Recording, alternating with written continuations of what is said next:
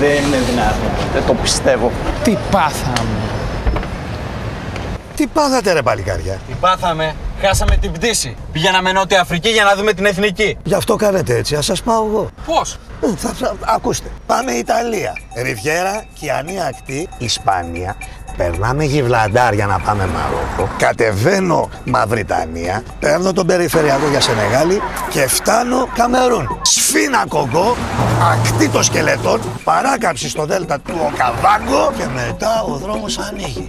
Ζάμπια, Ζιμπάμπουε, Μποτσουάνα και φτάσαμε. Και τι θα πληρώσουμε? Τη σημαία ρε πατριώτη. Μόνο τη σημαία.